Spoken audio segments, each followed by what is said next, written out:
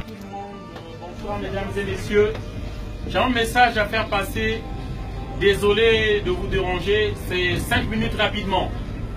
Alors, c'est un message que j'apporte ici par rapport à la douleur de l'Afrique. Le peuple africain souffre. En particulier, j'aimerais parler ici de la RDC.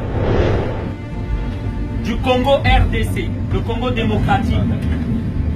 C'est un pays qui souffre beaucoup. Et aujourd'hui, à travers le monde, on ne peut pas parler de ce pays-là. On ne peut pas regarder le drame qui se déroule. C'est le plus grand drame après la Deuxième Guerre mondiale. 10 millions de morts, plus de 10 millions de morts en RDC. Simplement par rapport à la richesse, aux minéraux qui sont dans le sous-sol de ce pays-là. Et nous nous occupons de nos petites vies, on ne peut pas regarder cela. C'est lié à nous. Directement ou indirectement, nous sommes liés à la RDC. Nous avons les portables. Ces portables-là, c'est ces minéraux-là, le coltan qu'on utilise dans les portables par rapport à la mémoire. Et ce sont des enfants qui travaillent dans des mines. Dans des mines de coltan. Des enfants qui meurent.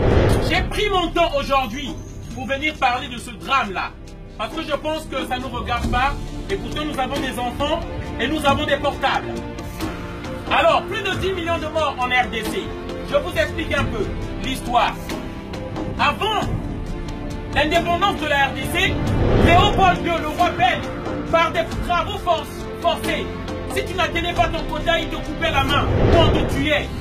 Il a assassiné plus de 15 millions de Congolais de l'époque, dans les années 1800, soit la moitié de cette population-là, pour avoir la richesse, pour qu'on lui produise du caoutchouc qui servait aux pneus des vélos et des voitures. Maboko hana, ukata awa, oyo bakata kiboshi, ukata maboko.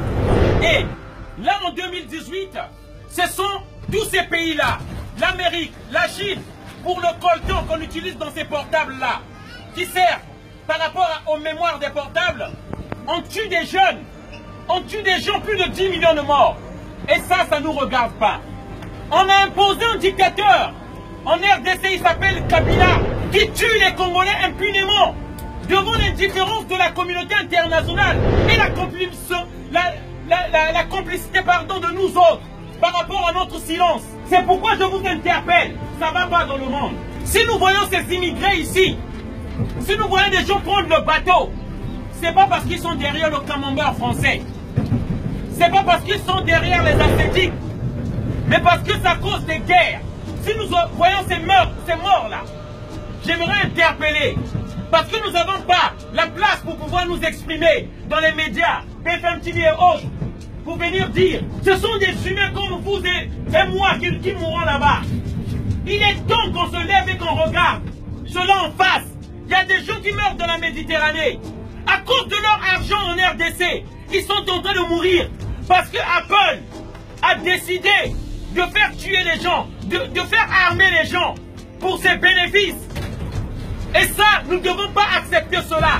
Voilà le message que je voulais faire passer. Avant de terminer, j'aimerais dire à la communauté africaine, la théorie de Willy Lynch, où on nous dit, on va nous opposer par rapport à nos différences, par rapport à nos lieux de naissance.